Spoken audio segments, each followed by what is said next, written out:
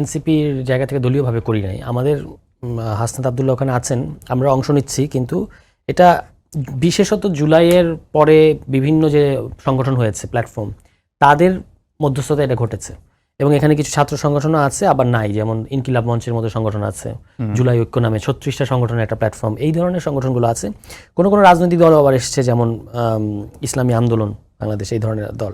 এখন এটা তো আন্দোলনের মধ্যে তৎক্ষণাৎ ঘটে যাচ্ছে, কারা আসবে কারা আসবে না আন্দোলনে যারা এসছে তাদের নিয়ে জাতীয় ঐক্য, ঠিক আছে। এখন যারা আন্দোলনে আসবে তাদের নিয়ে জাতীয় ঐক্য হবে। আপনি বলতে পারতেন যদি ধরেন বামপন্থীদের কোনো একটা ব্লক এখানে আসতো এই আন্দোলনে, এবং সে আসার ফলে পরে তাদেরকে এই ঐক্যে নেওয়া হচ্ছে না, তাহলে এই প্রশ্নটা আপনি করতে পারতেন। কিংবা বিএনপি এসেছে, আসার পরে তাদেরকে বাদ দিয়ে জাতীয় ঐক্য করা হয়েছে, তাহলে একটা কথা ছিল। আন্দোলনে যারা এসেছে তাদের নিয়ে ফ্যাসিবাদ বিরোধী জাতীয় ঐক্য। এখন এটা যদি এই আন্দোলনের পরে আপনার এই যে দাবিটা, এখন যে 3টা দাবি আছে, এই দাবি আদায়ের পরে যদি এটা কন্টিনিউ করে, তখন কিভাবে এটা কোন স্কোপে এখানে রাজনৈতিক দলগুলোকে অন্তর্ভুক্ত করা যাবে সেটা তারা মানে ইয়েরা ভাববেন।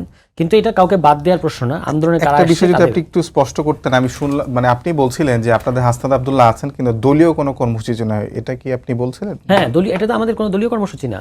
আমাদের প্রথমত হাসনাত আবদুল্লাহ এটা ডাক দিয়েছেন, জি হ্যাঁ, আপনাদের নিশ্চয়ই খেয়াল আছে, এই যমুনায় পরশুদিন। তারপর আমরা দলের দিক থেকে আমাদের অনেক নেতাকর্মীরা সেখানে গেছেন, কারণটা খুব লেজিট, আমাদের আহ্বায়কও গেছেন। কিন্তু আমাদের এটা কোনো মানে যেটা অনেক মিডিয়া এইভাবে দেখানোর চেষ্টা করেছে যে এনসিপির ব্যানারে, এনসিপির নেতাকর্মীরা এখানে আছেন, কিন্তু এটা আমরা বলেছি যে এটা সবার ছাত্র জনতার যে স্পিরিট থেকে গণ অভ্যুত্থান ঘটেছে, ওই ধরনের একটা স্পিরিট থেকে আওয়ামী লীগের বিরুদ্ধে অবস্থানটা, এটা আমাদের দলীয় কোনো মানে ইয়ে না।